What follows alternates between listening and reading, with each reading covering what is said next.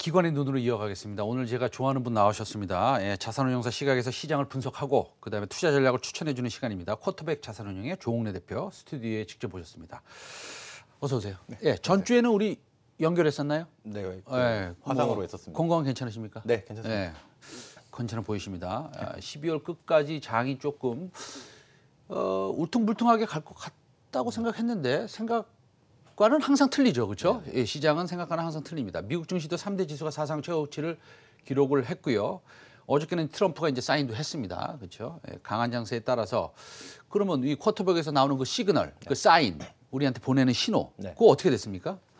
제가 월 초에 나와서 이제 12월에도 여전히 글로벌 주식에 대해서 이제 네. 시그널이 긍정적이다라고 말씀을 드렸었는데요. 네네.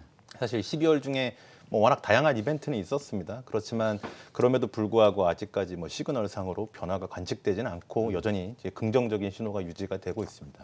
아하, 긍정적이다. 네.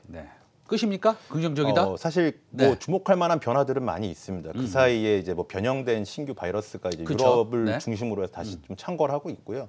그다음에 이제 미국과 중국 간의 갈등이 다시 한번 또 재점화되는 등 뭐 위험 요인은 분명히 존재합니다. 그렇지만 기본적으로 이제 백신의 접종이 개시됐다는 점, 그리고 이제 뭐 화이자, 모더나에 이어서 뭐 추가적인 백신들이 계속해서 인가가 이어지고 있다는 이런 심리적인 위안이 굉장히 강한 것 같고요. 그 말씀 주신 것처럼 그 당초 예상보다 규모가 좀 축소됐지만 뭐 부양안이 합의가 됐고 그 사이에 또 브렉시트 합의도 네네. 이루어지면서 전반적으로 이제 호재가 악재를 좀 압도하고 있는 모습이 계속 관측이 되고 있습니다. 그 브렉시트도 합의됐잖아요, 그렇죠? 네네. 근데 브렉시트 이거 뭐 옛날 얘기고 네. 뭐 합의됐고 이게 뭐 그렇게 호재인가요? 일단 그 유예 기간 종료가 한 일주일 정도 남은 상태에서 24일 날 전격적으로 합의가 이루어졌습니다. 네. 그래서 뭐 계속해서 좀 장기적인 악재로 작용을 하고 있었는데요. 어쨌든 합의가 이루어졌다는 점에서 이제 뭐 2016년 국민 투표 이후에 이어졌던 좀 장기적인 심리적 부담을 덜어낼 수 있는 요인이 되지 않을까 생각을 하고 있고요. 무엇보다 이제 유럽의 좀 유로존의 경기 모멘텀을 좀 내리누르는 요인이었었는데 이게 제거되면서 향후에는 유로존과 관련된 경기 위험이 많이 좀 개선되는 그런 좀 제거되는 그런 역할을 하지 않을까 생각을 하고 있습니다. 그 지난 방송에서 나오셔가지고 이 원자재 가격에 대해서 또 코멘트 좀 네네. 하셨어요. 뭐 지속적으로 올라가는 거 우리도 이제 뭐 큰 눈을 크게 뜨고 보고 있습니다. 네네. 근데 아주 심플하고 그 어렵지만 좀 단순한 질문 하겠습니다. 원자재 가격 이거 왜 계속 올라가는 거예요? 기본적으로 뭐 원자재 같은 경우도 자산군이기 때문에 네. 기본적으로 뭐 달러 가격의 약세에 영향을 받는 것도 있고요. 무엇보다 중심적으로는 이제 수급의 영향이 가장 큰 것 같습니다. 뭐 일단 뭐 잘 아시는 것처럼 구리나 니켈 같은 경우는 이제 중국의 경기 회복에 따라서 수요가 급증을 하면서 계속해서 오르는 측면이 있고요. 이제 은 같은 귀금속의 경우에도 산업 수요가 늘어나면서 7년 만에 최고치를 경신했고 금도 마찬가지라 볼 수 있습니다. 알루미늄도 엄청나게 올라가더라고요. 네, 맞습니다. 예. 그런 비철 금속들. 예.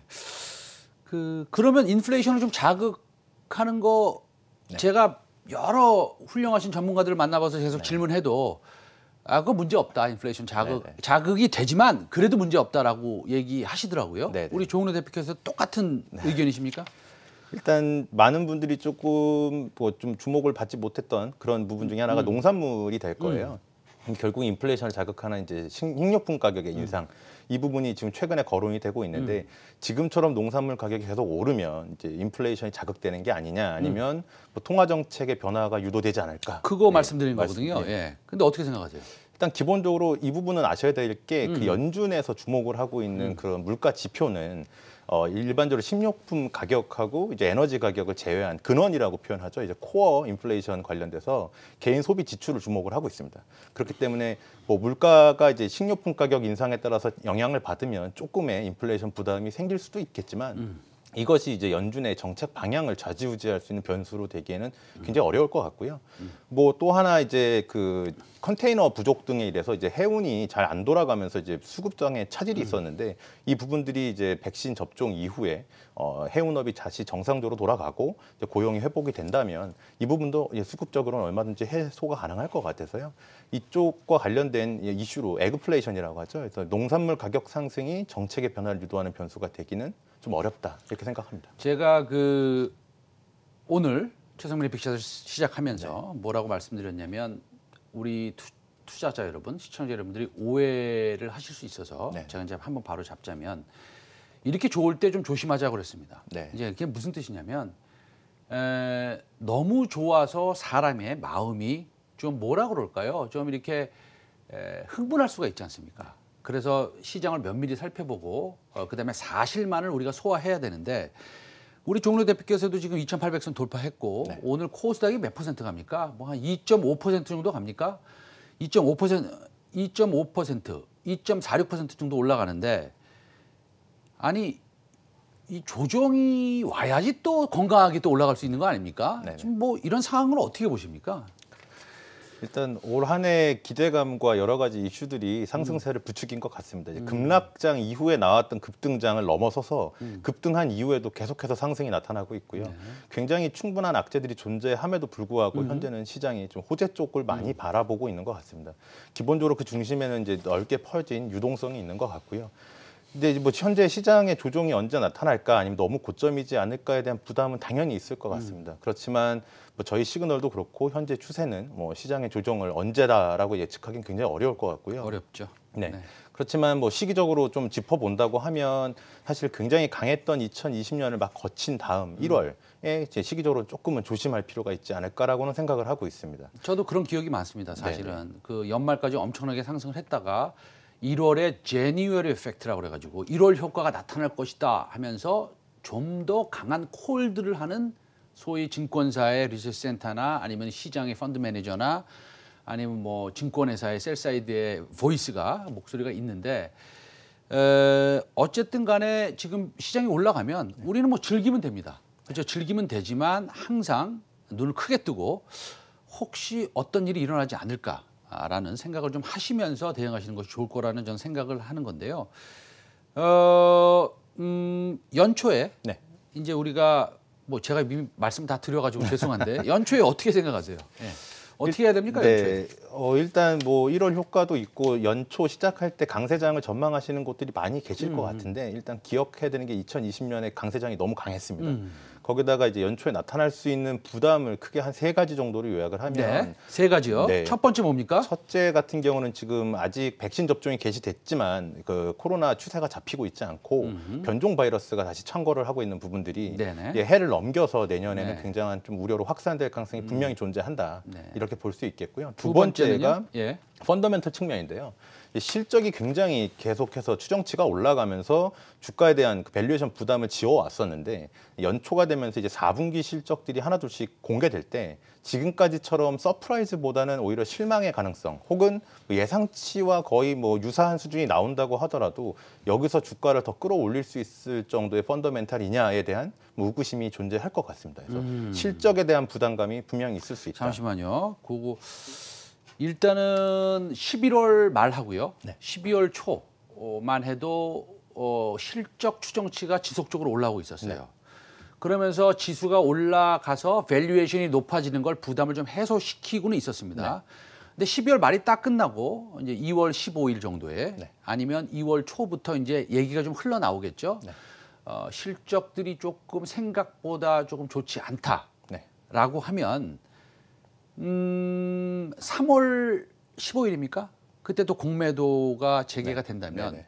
그러면 언제부터 우리가 조심해야 되겠습니까? 일단은 뭐 한 1, 2개월 앞서서 1월부터는 조심해야 되지 않을까 생각을 하고 아, 그럼 있고요. 1월 시장을 좋게 안 보세요?